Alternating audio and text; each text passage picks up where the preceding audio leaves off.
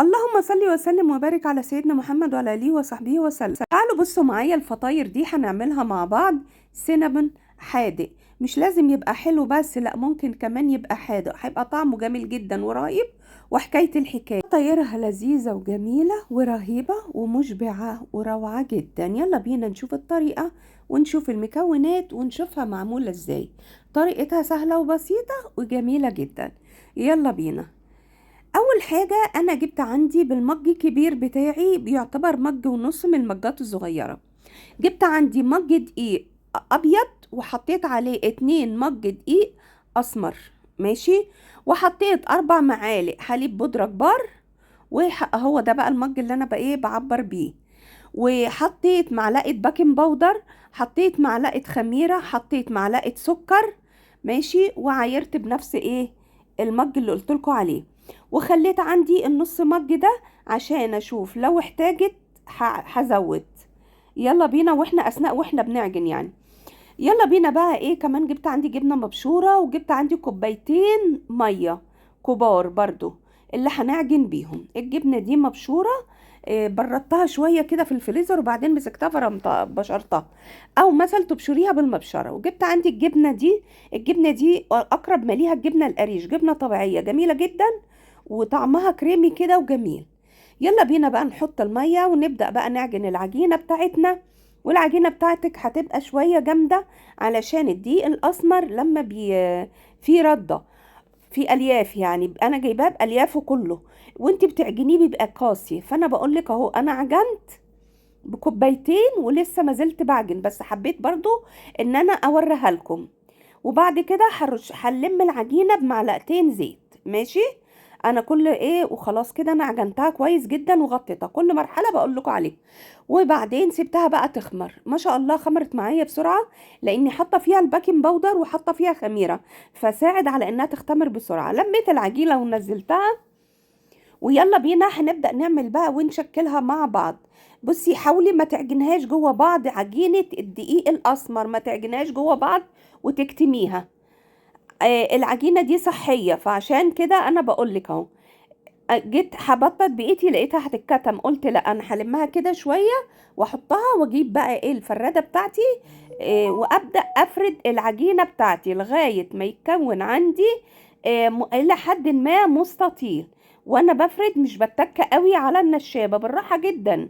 انا ماشيه مع العجينه وهي هشه كده عشان تطلع مظبوطه عندي ورهيبه وتبقى هشه وجميله. شايفيني انا بفردها ازاي؟ تتفرد زي ما تتفرد، حاولي بقدر الامكان تبقى مستطيل، ماشي. فبس افردي واحده واحده كده معاكي، هتبقى جميله جدا وهتتظبط معاكي. بعد كده بقى نشيل الزيادات اللي هي الى حد ما عامله انعواج، ماشي. انا بتاكد كده، مش ببطط، انا بتاكد انها كلها سمك واحد. شغليها كده واهتمي وهتبقى معاكي جميله جدا جدا جدا. خلي العجينه زي ما هي. بصوا انا بحاول اشيل بس الزيادات اللي طالعه كده وده اللي بره، لان انا بقدر الامكان فردتها تبقى كده. وبدات احط الجبنه بتاعتي. الجبنه دي اقرب ما ليها للقريشيه، بس بتبقى لبن، وهم حاطين عليه يا دوبك حبه خل ويفصل كده، وبعدين بس يصفوها، يحطوها في شاشه كده ويصفوها، وبعدين يحطوها في العلب دي. تبقى جميله جدا وصحيه. فانا هعملها عشان كده هعمل بيها. خلاص كده انا فردت العجينه بتاعتي فرد كويس بالمعلقه زي ما وريتكم. وبعدين جبت الزعتر وهبدا ارش زعتر. طبعا عشان هنا في البيت مش بيحبوا الزعتر قوي، فانا هحاول اخدعهم واحط شويه صغيرين. انت عايزه تزودي عن كده زودي، ماشي. الزعتر طبعا فيه سمسم وكده.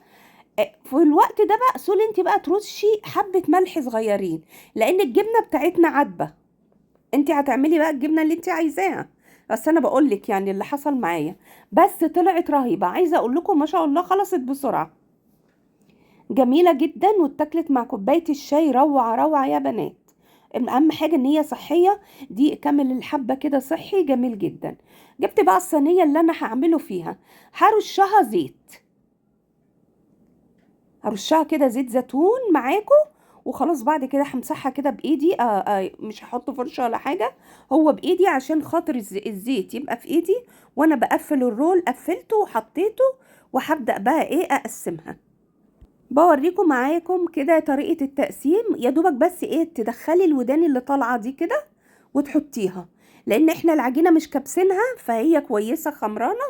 وبرده بعد ما نخلصها ديني بعمل اهو، ما زلت عماله اعمل. برضو وريتكم كده وانا بعمل. شفتوا الودان اللي طالعه من العجينه ومكان السكينه القطع دي بتدخليها وتحطيها بس. ماشي، هنعمل بقى كل الكميه بنفس الطريقه علشان خاطر تبقى ايه كده ما شاء الله شكلها روعه كده معاكم. بس ما شاء الله كلها نفس السمك. ماشي، صباعين كده وبقطع، صباعين وبقطع، فطلعت معايا بصراحة جميلة.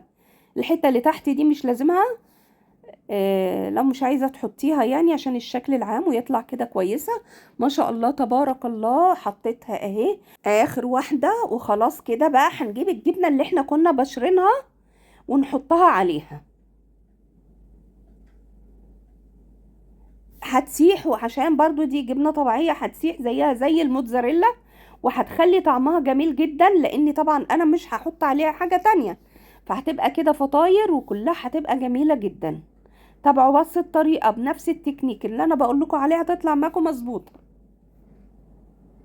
طعمها جميل جميل جميل يا بنات، مع كوباية الشاي او فطار او عشاء او في اللانش بوكس لو عايز تدي لولادك حاجة صحية. خلاص كده خلصناها بقى، هنحطها على الفرن على طول لانها خمرانة. ماشي، تطلع من الفرن ما شاء الله تبارك الله روعة جدا ورهيبة، وطعمها جميل جدا جدا جدا. روعة جدا ورهيبة. جربوها وقولوا لي ايه رأيكم فيها، وما تنسوش تقولوا لي بتتابعوني منين. لايك وشير للفيديو عشان الفيديو ينتشر وتعمل فايدة للجميع. واقول لكم باي باي، نتقابل في وصفة جديدة. باي باي.